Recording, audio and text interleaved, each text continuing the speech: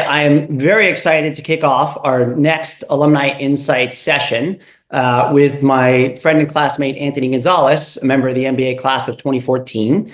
Anthony has had quite the distinguished career. In fact, I don't know if anyone had a more interesting 2010s than Anthony. He started out on a football field and ended in Congress. And so that's what we're going to talk about today, is just some of the lessons that Anthony learned over his sort of multiple careers, right? As I alluded to in the introduction, this is sort of, he's had a series of careers that most people could only dream of. And so just a quick background before we get into the questions on Anthony. Anthony grew up in Ohio, lives back in Ohio now, played for Ohio State, and then went to a national championship game. Didn't turn out quite the way that I think they wanted it. And then was drafted in the first round by the Indianapolis Colts in 2007.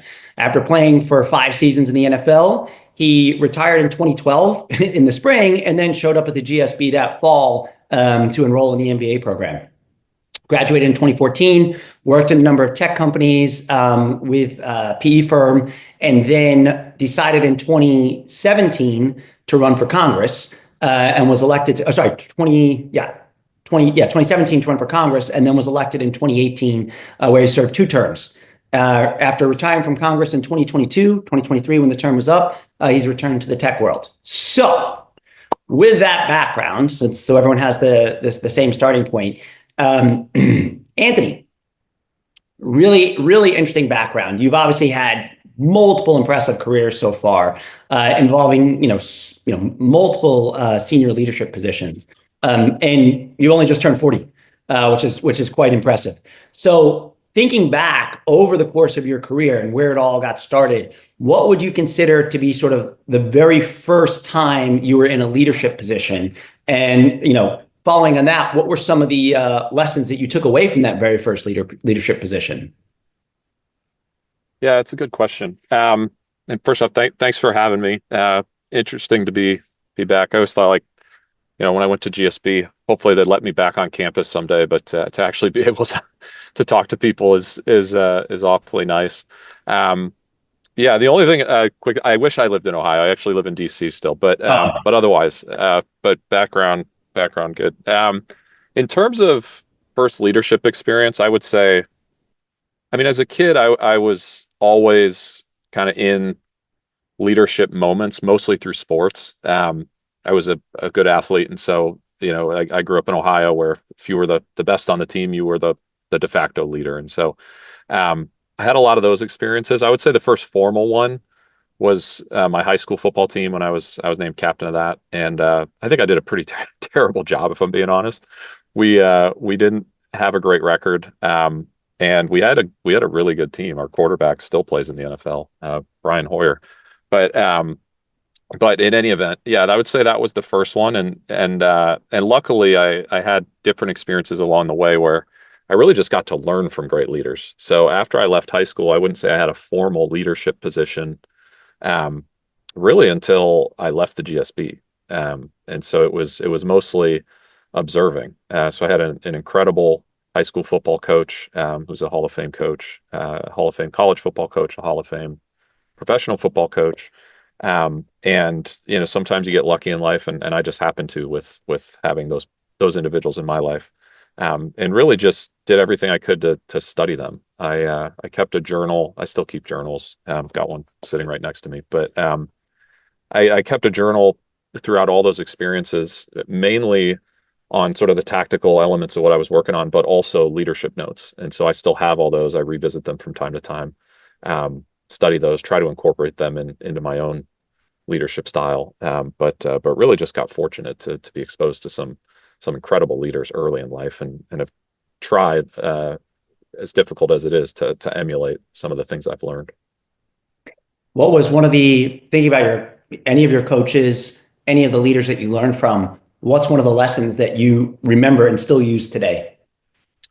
I think the number one thing that, if you get it right, everything just sort of unlocks, is figuring out a way to make whatever it is, the thing is that you're trying to do, so big that the individuals are willing to sacrifice for it. And so, Bill Belichick had had a saying, which is mental tough. I think this is about right. Mental toughness is doing what's best for the team when it's not best for you. And there's sort of a sacrifice element to that. And I think that's maybe a negative way of looking at it, but really what it's about is getting people to buy into something much bigger than themselves.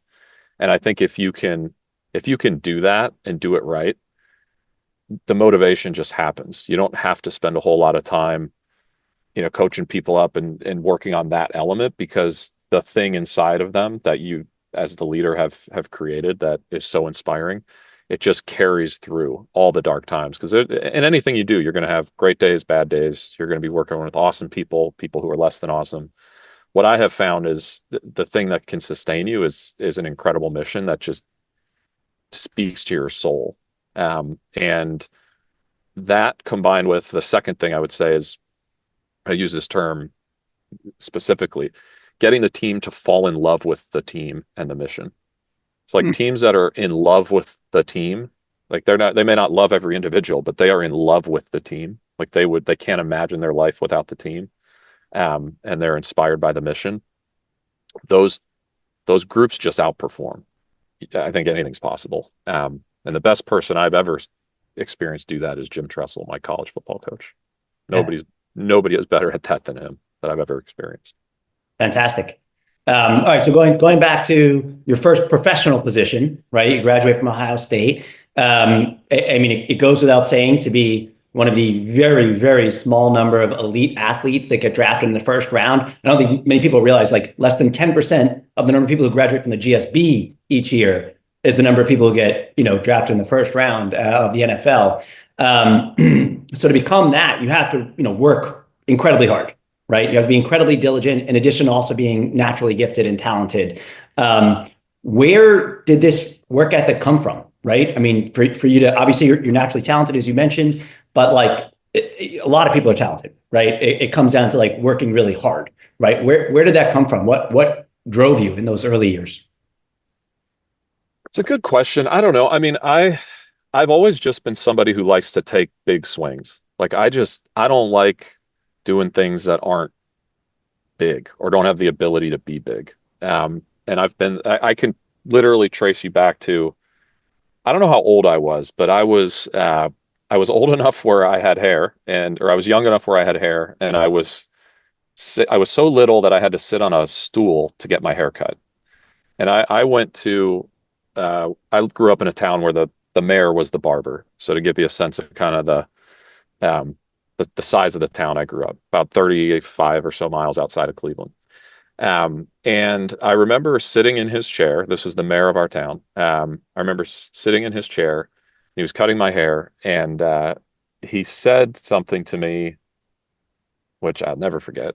He said, you're a good athlete, but there's a lot of people better than you, and you should think about that, because you probably won't be able to play sports professionally. And I don't know, maybe I was 4 or 5, but I remember in my head thinking to myself, like, what are you talking about? Like, I'm going to do everything I can to do that. Like, and like, maybe he's right, but like, I don't think so. Like, I'm not going to let that be the thing that dissuades me from trying this big thing. And like, literally on that chair, I remember setting that goal in my head. I was like, I'm playing in the NFL. Like, I don't know what this mayor is talking about, but Your barber gave you a chip on your shoulder that let you in. Yeah. Yeah. And again, like, I don't know how big I was, but I was little. I was sitting on a booster. And so it's always kind of been in there. And so, that's how I process opportunities. And, I set that goal at that time and worked pretty much my whole, young life for that. And then, admittedly, when I left the GSB, like I just never felt like I had that thing to go chase again. And I worked with Alpine Investors on a pretty small company. And I, did a nice job, but it didn't quite have the scale that I wanted. And then similarly, I went and worked with IGSB in one of their portfolio companies. And again, it just didn't quite have the scale. Like I was enjoying it, but it wasn't big enough. And then 2016 election happened and all that. And this congressional seat where I grew up opened, and I finally said, like, there's the swing I've been waiting for. Like, now I can take a big cut again. Um, and that was amazing. Like, I didn't love Congress necessarily, but being able to put yourself out there and see like that's the pitch I want to swing at, um, I felt alive again, and had that motivation. And then similarly, when I was leaving, like I approached Alpine and said, "Hey, I want to keep working for blue collar America. That's what I was doing. I want to do it at scale in a huge way, and I want to do it in a commercial context." And so that's how I ended up where I am today, which is as co-CEO and co-founder of Cobalt Service Partners, which again is like just feels like it's another big pitch I get to swing at. And so I don't know where it comes from, but I know it started. The first memory I have of it was in a barber chair, when I was 4 or 5, I guess, and it just keeps coming up. If I'm not swinging at a big pitch, I'm not particularly happy. Yeah. So obviously highly motivated, like to go after, the big pitches. It must have been incredibly challenging then to walk away from the NFL. So it's 2012. You've been signed by the Patriots. You walk into Belichick's office. Kind of talk us through kind of what was going through your mind at that time, right? Obviously, you worked your entire life for this goal, and now you're sort of confronted with, maybe this isn't where I'm going to spend the rest of my life or even the rest of the year. Talk about that, and then how that led into the GSB. Yeah, that was tough. My NFL career wasn't what I wanted it to be. So I was drafted in the first round. I had 2 years where I was healthy and played well. I wasn't, I didn't go to the Pro Bowl or anything, but played fine. Um, and then the third year, fourth year, and fifth year, I was injured the whole time. So I think I played in those last 3 years, like maybe 4 games that I actually dressed for. And so the writing was kind of on the wall by the time I got to New England. And I got there in the off season. I had 2 surgeries within my first 3 weeks, and I'd already applied to the GSB and gotten in, but I didn't want to tell anybody because I was ashamed of walking away. I just felt like I was quitting on something that I'd spent my whole life doing, and so I kind of mustered the courage when Belichick was cutting me, and he said, "Hey, you're not healthy. You can't play. I need healthy guys." And I kind of had a smile on my face, and he's like, "No, most people don't smile." I was like, "Yeah." He's like, "You're doing me a favor. I'm going to go to business school. I am hurt. I can't do this anymore." And he wished me well. And then, I really wasn't put to the test again on that retirement until we were in Columbia for those. I don't know if everybody still does the pre-GSB Columbia trip, but our class did. And I forget where we were, but the Dolphins called, and they offered to sign me. And I remember saying, I told my agent, I was like, "Well, tell them if they guarantee the contract, I'll do it." And they said they would. And then I was like, "Ah, crap." So then I ultimately went back to my room, sat and thought about it for about 2 hours, and said, "I'm done. It's time to move on. My body won't let me do it." So it was hard though. Yeah. So you had already applied to the GSB though. Walk us through a bit of that thinking, because it was after, at this point you must have just left the Colts. And Yeah.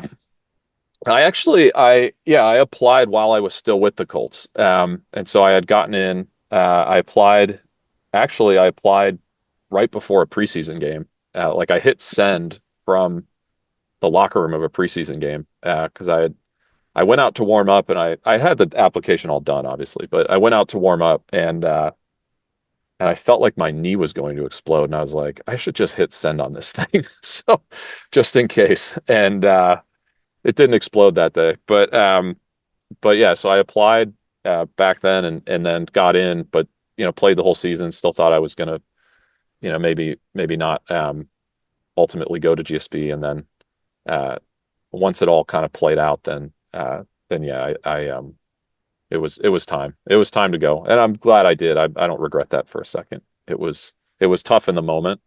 Spent my whole life trying to do it, but at the end of the day, it was just the right thing for me physically, and ultimately it led to GSB. It led to me meeting my wife, my kids. It's my son's 7th birthday today. Like, my whole life has changed in the best ways as a result of that decision. But it was really hard in the moment. Yeah. So you get to the GSB. You're having a very sort of almost, I imagine it's sort of like an otherworldly experience sitting in a classroom again, and not, active all the time. What were the main lessons that you took away from the GSB, both in interacting with your classmates in the classroom? Like, what were the key things that if someone was applying to the GSB today, like expect to be moved in this way? Yeah, I would say the biggest thing for me was it just opened my perspective. Like I had a pretty narrow perspective in life. I spent my whole life in the Midwest, either in Cleveland or Indianapolis. I was a good student, but I admittedly, like I was a football player. I was trying to become the best football player I could. And school was a thing I did early because it was required. Once I got to college, I took it more seriously and became a really good student. Um, but yeah, like I had a narrow view of the world. Like I just didn't really know much about any country outside the United States. I didn't really know much about what professions existed. So, the whole idea of consulting or banking or anything, like I didn't know what those people did. And so when I went to the GSB, I remember immediately feeling like, wow, the whole world is actually open now for the first time ever. I felt like I had a very narrow perspective with a very narrow set of options.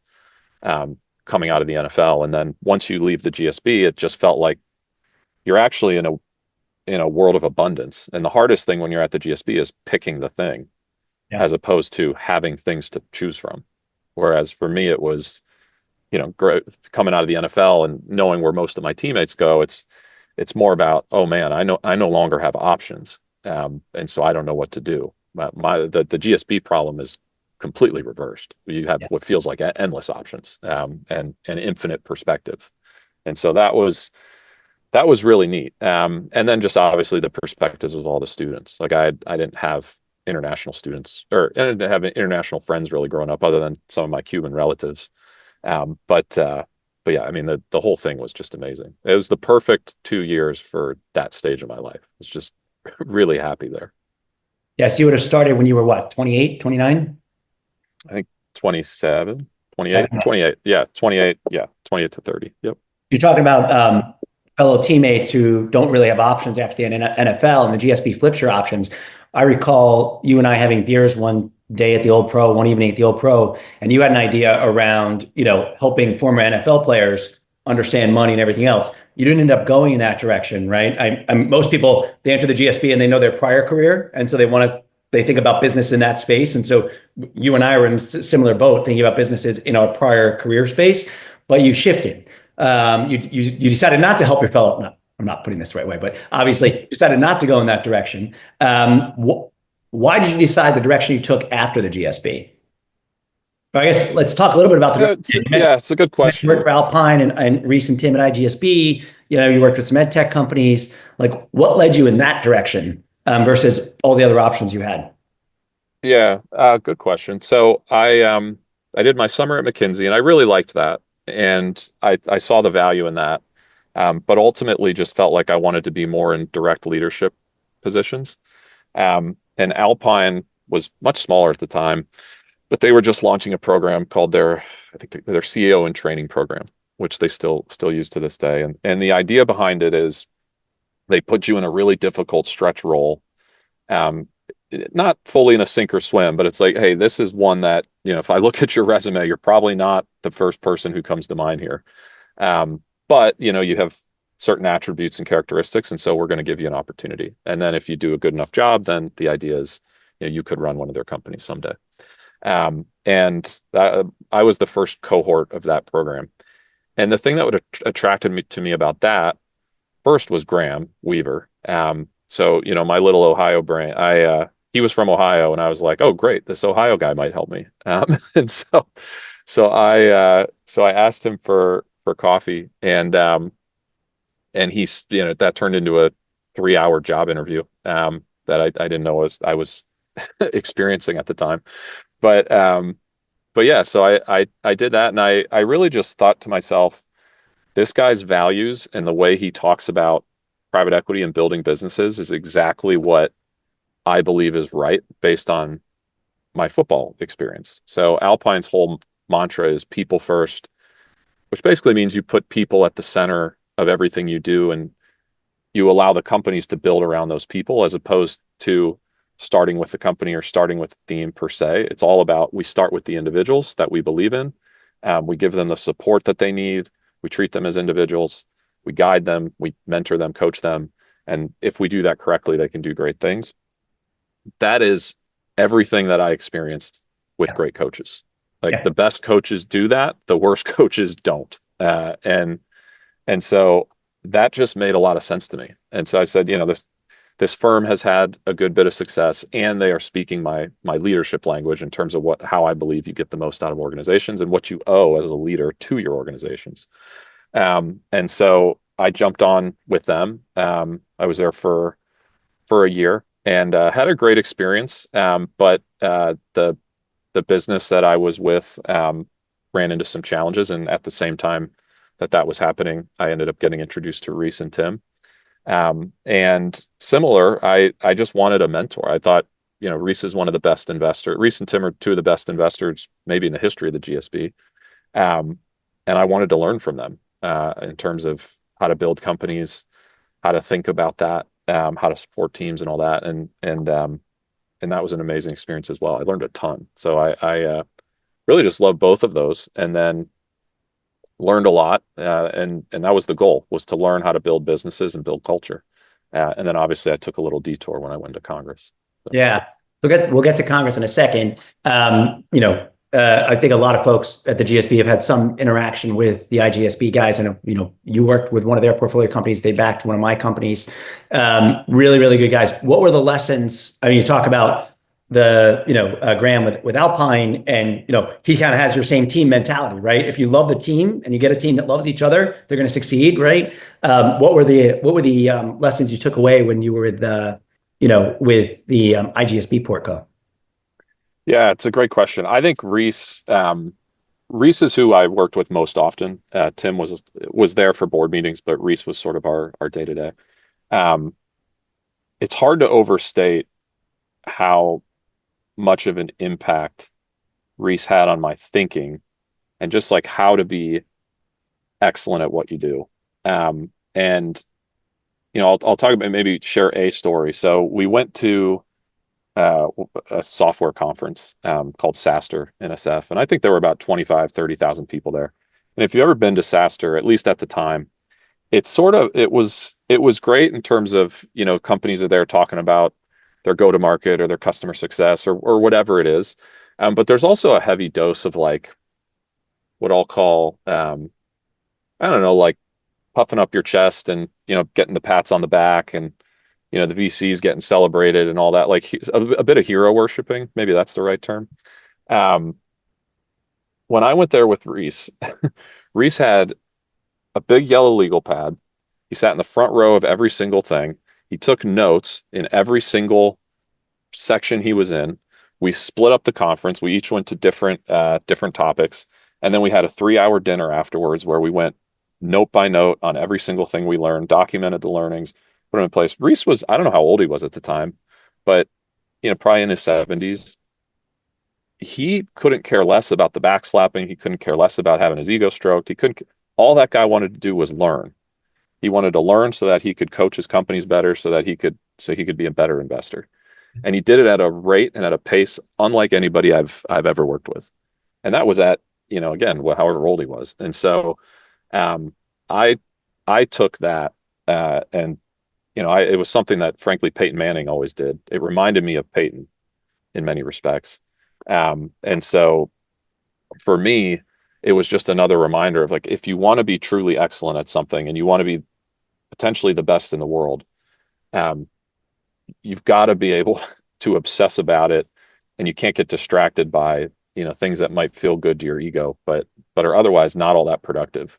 And that was something that I definitely observed from Reese. And then just his business insights are uncanny. I mean, he's seen everything. He knows everything. It's one of those, like, the guy, everything he said, I wrote down, and I mean, it's all right. It all makes sense. Yep. Yeah. He's incredible. Yeah. And an amazing guy. I mean, Reese is like one of the kindest souls ever. So. Yeah. So good segue because we had a question in the chat that I'll throw in here. I neglected to mention that Peyton wrote one of your GSB letters of recommendation, right? He did, yeah. Yeah. Yep. So one of the folks asked, Nicola asked, any key lessons you took away from working with Peyton, as ostensibly the leader on the team. Yeah, I would say two things. One, like total ownership, like full total ownership. Um, Everything, every detail, every person, every decision, full ownership. And maybe I'll tell you like a story that kind of drives that home. So I forget who we played, but we played somebody, and the structure of an NFL week is you play on Sunday, you go in for treatment and a light practice on Monday, you're off on Tuesday, and then your week starts again on Wednesday. Um, we won the game, whoever it was against, but not as well as we should have. And Peyton's in there the very next morning, and he's hollering for them to go get the scoreboard operator. He's like, "Somebody bring him down here. Like, he needs to get here. The music on third down is the wrong music. Like, I don't want that music on third down. He needs to get here. I need to tell him." And so, the guy comes down. I don't know who this guy was, but they somehow like get the scoreboard operator to come into the training room, and he's going, "Hey, you were jacking that music up. I need it quiet. It's a third down. This is a big play. I can't have you screwing around with that. So I don't want to hear that music." Sure, never again was there music played on third down for Peyton Manning. And so, it's that level of detail, and that level of obsession where, like, I don't know, maybe other quarterbacks are doing that, but I've never seen it. I've never seen anybody else go through that. And then also, obviously, his film study has been well documented, in terms of how he does it. And he'd be shooting you a text and calling you at 8 in the morning after, or 8 p.m. after practice to make sure you saw the same thing he saw, and all those sorts of things. And then the last thing I'll say that I probably appreciate about him the most, and this maybe gets into what I said earlier about, fall in love with the team and falling in love with the mission. Peyton to this day is the guy who checks in on all of us. And when I say all of us, all the guys who kind of played there. So like we have a fantasy league that we're all in. And he's the ringleader. He's the guy who's calling people. We had a guy who just had heart surgery yesterday, who we played with. And the only reason we knew that is because Peyton's calling everybody, every month or so, just to check in, see how you're doing, see if he can help you with anything. And he's the one who's always uncovering that stuff. And so, it's the total ownership and then being genuine in his care for his people, and being in there with them. And so those are the two things that I would say, really stand out for me. Yeah. How did you do in that fantasy league this season? Oh, I hate this league. It's one of those it's one of those legend leagues or whatever where you don't get to change your team every year. So my team stinks. I came in second last, but trying to get like standard fantasy for next year. So. Well, I mean, you made it to the semifinals in our league. I know. I like that one better. I'll mention that I beat you in that semifinal game. Yeah, you did.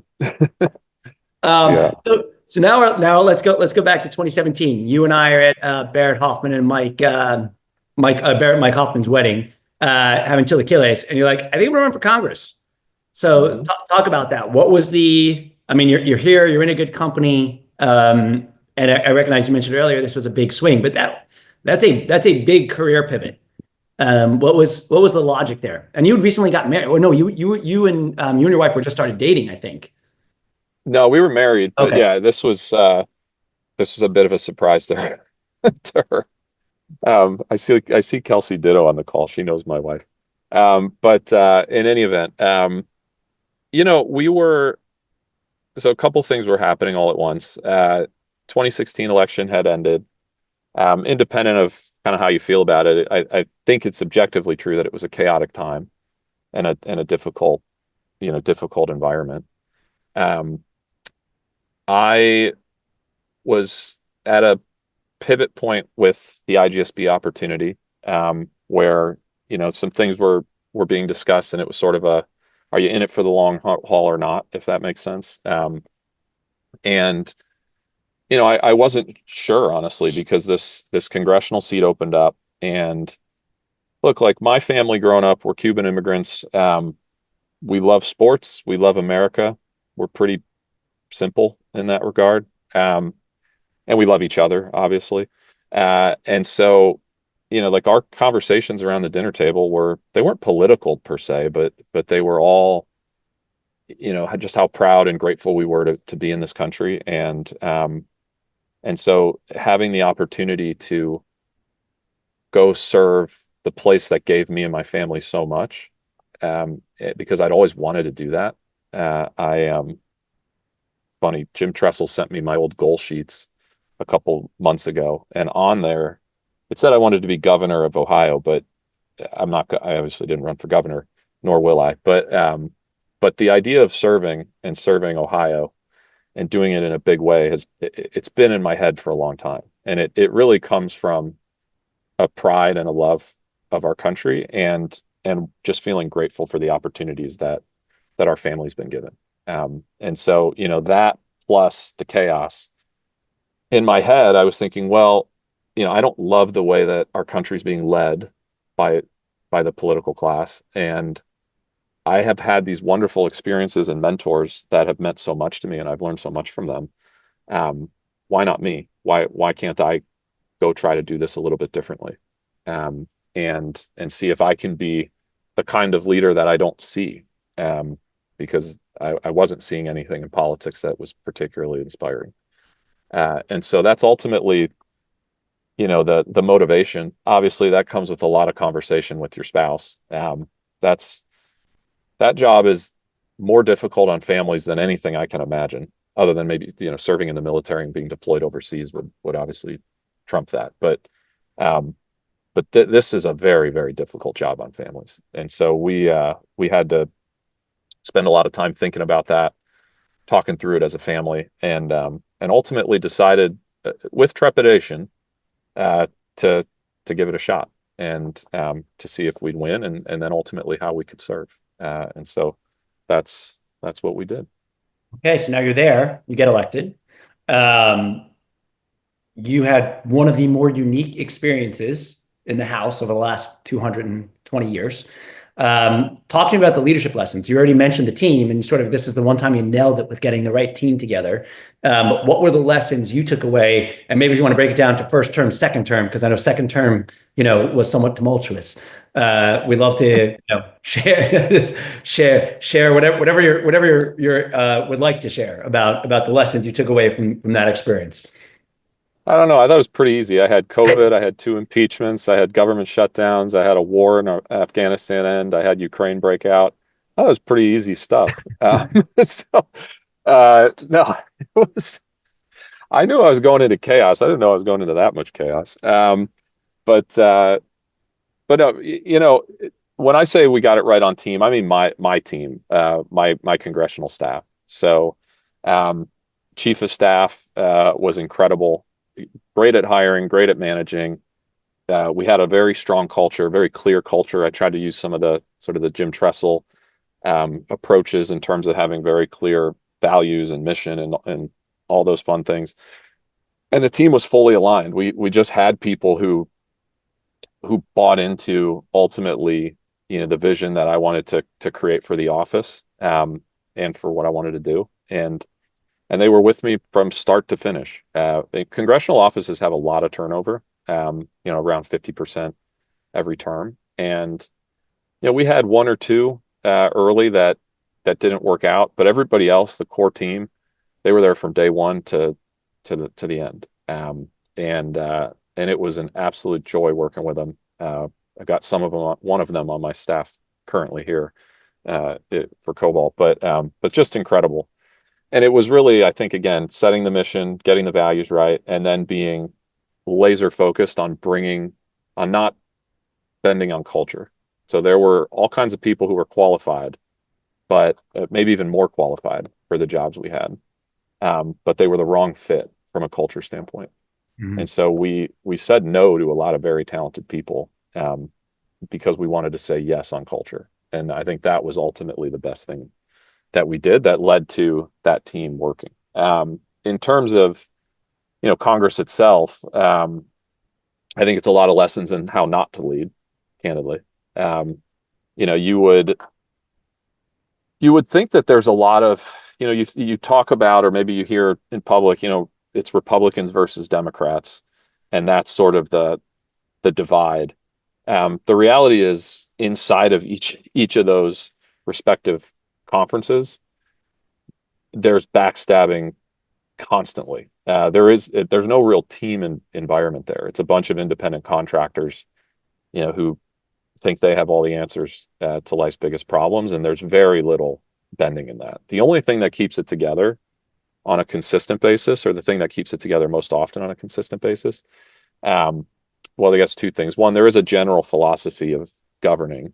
Conservative governance and progressive governance are different in terms of how you view the role of the federal government and how you process certain issues. That's true. The only other thing, though, is just wanting to win elections. And so it wasn't the most inspiring place from a leadership standpoint, admittedly. I took a lot of don't do this lessons from my time in Congress. You mentioned in your previous experiences, Tressel and Manning and Reese, anyone that stood out as sort of imparting a particularly valuable lesson in how to lead? Clearly, we're all witnessing the how not to lead lessons, day in and day out.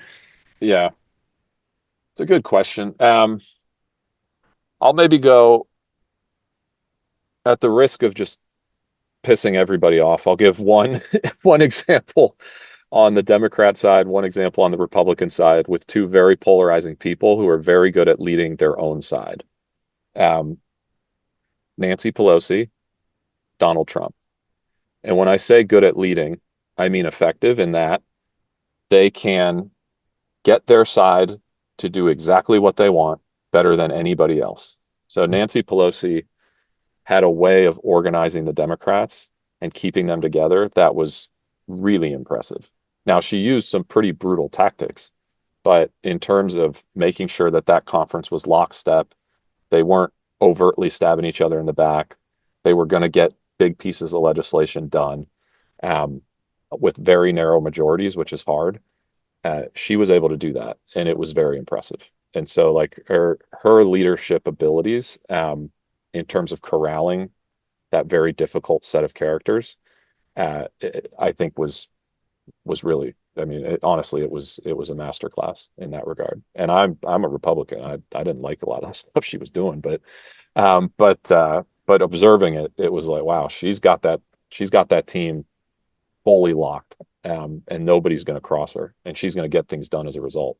Donald Trump does the same thing, and again, like, you can dislike him, there's a whole bunch of things you can say about both of those characters, but in terms of their ability to get their side to coalesce around something, and then push it through and stay on track without a whole lot of wavering, both of those two were really good at it. And again, I don't like the tactics, and in some cases I don't like the results, but in terms of being able to actually do that job, and get things done inside of a very difficult structure, both of them are quite effective, independent of how you feel about what they're executing on.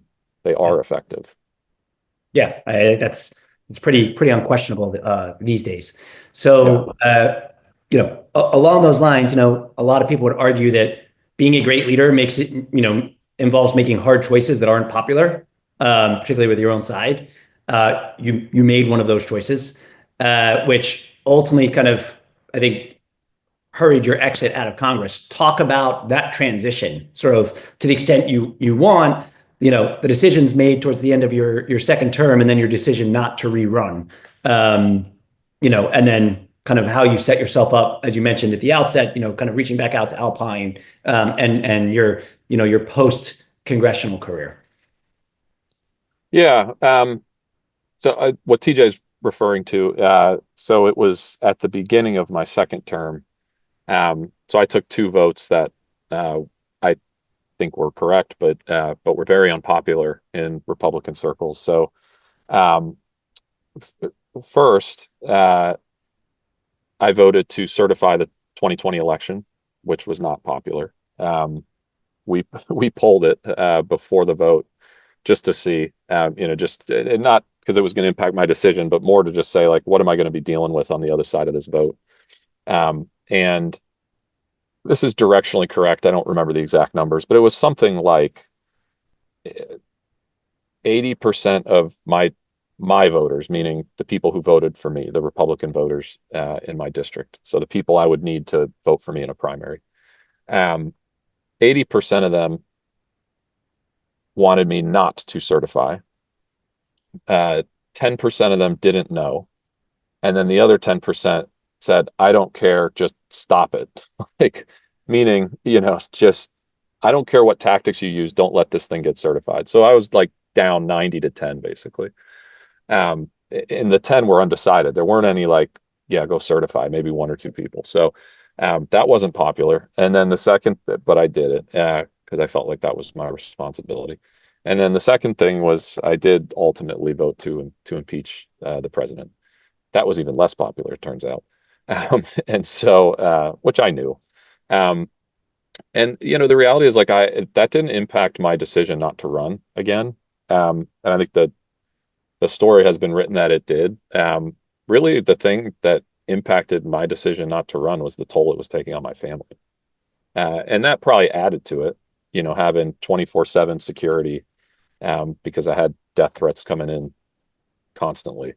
Having people show up at the airport. I walked off this is kind of the straw that broke the camel's back in some respects. Was walking off the jet bridge. I was chasing my daughter. She was little. She couldn't barely walk. I was just kind of trying to keep her upright. And she face planted right into the boots of a SWAT team escort because there was a threat. They wouldn't tell me what it was, but they're just, hey, we're gonna have to walk you to your car. And it just wasn't the life I wanted. And it wasn't the life I wanted for my kids. And so that was ultimately the reason I decided to leave. Was I just said, this isn't what I want for my life. So not what I want for my family. I don't want my kids growing up this way. I want them to have a more normal childhood. And maybe the big anxiety that I had was, can I find something as fulfilling as this job? Because getting to wake up every day trying to make the country that I love a better place is an unbelievably compelling mission. It's the most compelling mission I ever got a chance to be a part of. And so, that was hard to walk away, and it was devastating to tell my staff. Because again, we loved each other. Like that team loves each other. We see each other for holidays. We will forever. Those were hard choices, but ultimately, there's nothing more important than your wife and your kids, at least in my life. And so, ultimately made that decision. And again, it was tough, but it was definitely the right one. Okay. And now we'll put a pin in that there. Now, Cobalt, you talk about doing, serving a certain group of people, a certain cohort of the population in Congress. And now you're looking to do it in a commercial way. What led to the development of Cobalt? Yeah. So I was leaving Congress. Wasn't really sure what I wanted to do per se. Some of my friends were doing, what everybody seems to be doing, which is an HVAC roll up. And it sounded interesting in that for me, it provided the opportunity to do something on a really big scale. And so as I was leaving, what I was thinking honestly was, I want to keep serving this group of people. My dad started a steel business the year before I was born, still in our family today. I started working there when I was 12 or 13. I don't know, whenever he said, like, hey, get off the couch, I'm sick of, watching you. And me and my brothers worked there, my sister, my mom, everybody's worked there. This is like your classic sort of Midwest steel factory, family business type thing. And, the people who worked there are people who are still in my life. They're the people who I associate my childhood with in many respects. And I just I don't know how to explain it. I just enjoy them. I enjoy being around them. I enjoy serving them. I just like working with these people. And so when I was leaving Congress, like I want to keep working for the same people I was just working for, the people who remind me of the folks at my dad's shop, the people in Northeast Ohio. But I want to do it in a big way and I want to do it at scale. And so I approached Alpine and I just said, hey, here's my vision. Here's what I want to do. And they said, that sounds great. You know, this guy, Tyler Hoffman, who's my co-founder, he wants to do something similar. You guys should figure out if you want to work together. And so we did, and we went in residence at Alpine and just did thesis development on which industry is best for this, and ultimately landed on commercial security for a whole host of reasons. But the main one, it's a great investment case, obviously. Cobalt itself is named after blue collar workers, so the Cobalt blue color, it's named in honor of them. And a lot of our customers are schools, and so the ability to keep schools and kids and families safe, and to do it in a big way is just intrinsically motivating. So it hit every single box, and it's been a ton of work, but an incredible ride so far, and something that we're super proud of. So I have to imagine that in starting and growing Cobalt, you're drawing from all the lessons, the NFL, your post GSB experience, pre-Congress and Congress. Can you just sum it up a bit? Like what have been like how do you see everything you've learned up until this point translating to your CEO role now and running and building this company? And tell a little bit more about the company. I see it's about $200 million a year in revenue. Is that right? Yeah. Yep. Yeah, roughly. Yeah. So we're 13 companies today. We started in November of last year, or I'm sorry, the year before. So we're, almost a year and a half old now. Yeah, 13 companies, couple, like 600 or 700 total employees. It's going well. It's going really well. I think, in terms of like how have I brought it all together, it's hard in different ways. And so I would say like the thing that I think about the most, that's really challenging here is how to scale culture, mission, and values in an organization that's highly acquisitive, and is growing so fast. I think that's from a leadership standpoint, that's the thing that I'm probably asking myself the most is how do we set mission, values, scale culture, get everybody on the same playbooks, operating systems, everybody kind of moving in the same direction, connected to what we're doing when you're bolting in new other cultures, basically, every 2 months. Are you doing So it? that's with great difficulty. So the way we're trying to do it is, honestly, I'm drawing on a lot of the lessons from Trestle. So Trestle institutionalized culture. And when I say institutionalized culture, like I can tell you right now what the program was. I can tell you what the values were. I can tell you how every year we did this, every quarter we did this, every season we did these things. And it was all based around implementing a deeply committed culture.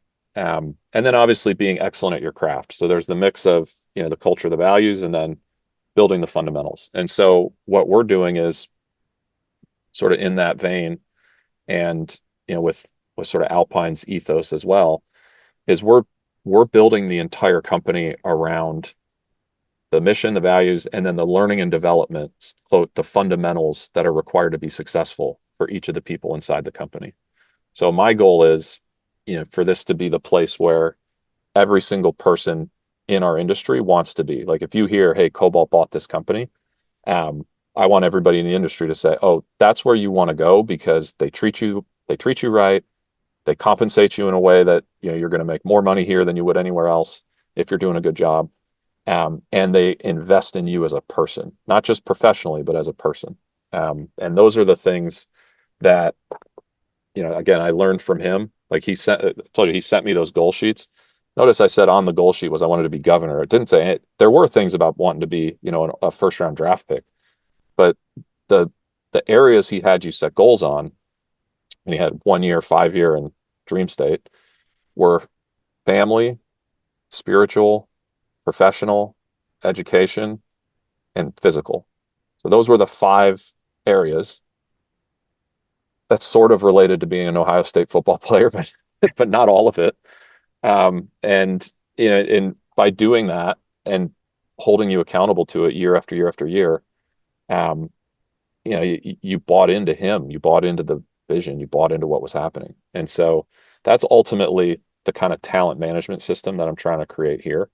And, if again, with my co-CEO, co-founder, Tyler, um, but if we can get that right, one, it'll feel good. I'll feel like I'm sort of living into the values that I've learned that I believe in. But I also think it's just going to lead to an incredible outcome for the people that we're trying to serve, the people who we name the company after. If we do it right, we're going to do something incredible for them and their families. And that's ultimately what this is about for me. Yeah. So it sounds like culture, mission, values, obviously all very GSB themes, bring it all full circle, all driven by strong leadership that reinforces them, right? And Yeah. that's what you're saying, right, to sum it up. Yeah, and the tactics, not just the soft stuff. Like you got to be excellent at delivery. You got to be like we're getting that too, but not that only. It's like you got to do the other stuff too. Can't play music on third down. Gotta be focused. That's right. That's right. All right, No music. couple of minutes left. I do have one final question. If anyone wants to put a question into the chat, I'll go ahead and take that. But okay, you mentioned you joined Congress. Chaotic then, arguably more chaotic now. Right? Looking forward, right? We're kind of facing as a country some pretty extreme uncertainty, right? In higher education and in the economy. All the recent actions that have happened as it relates, again, tariffs, withholding funding, et cetera, it will all have very significant adverse consequences on a lot of companies, right? Some are going to benefit, but overall, seeming like there's going to be some pretty major consequences, good and bad. It's just going to create, it is creating uncertainty. All of this is going to require strong leadership, right? You've mentioned sort of the professional swings that you've had in your career, right? It's funny, we talked about all the great things, these new transition periods where everything's excited, but then multiple times during this conversation, you've talked about how hard it was to walk away from something, right? Whether it was Congress or the NFL. So you've been confronted with a number of unexpected events. How would you, in terms of sort of the last sort of takeaway on leadership, how would you advise or recommend people, right? Given that all this uncertainty is going to create some confusion, going to require strong leadership to weather these storms. Like, what advice from a leadership perspective would you offer business leaders today in terms of whether it's stuff you learned in Congress or stuff you learned at work to sort of deal with the next 6 months to say 3 years? Yeah, that's a good question. I would say I always in my head, and again, this is how I do it. I wouldn't claim to be an expert or be, somebody to give advice necessarily, but I think you got to understand as a leader whether you're in wartime or peacetime, and like where are you on that continuum. And based on where you are, what do your people need from you? And if we're in wartime, and I don't know that we are, for what it's worth, I think my view is short term, highly uncertain. Long term, I'm always long term bullish on the country. And so, in this moment where supply chains are going to potentially be disrupted, we could have another round of inflation. Lord only knows what happens with interest rates. There is as you say, it's massively uncertain today. I think what you need stability in leadership. You need somebody who has a clear, simple, stable message, isn't flying off the handle, isn't going in 1,000 different directions, but is able to find what are the things we can control, what are the 2 or 3 things that we need to get right during this incredibly unstable time. Let's make sure we're intense about bottoming all those out and building in all the contingencies and really getting to the root of what's out there and what we can control.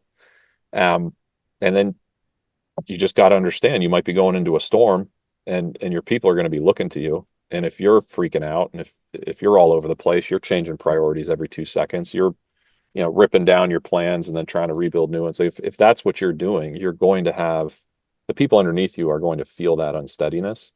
And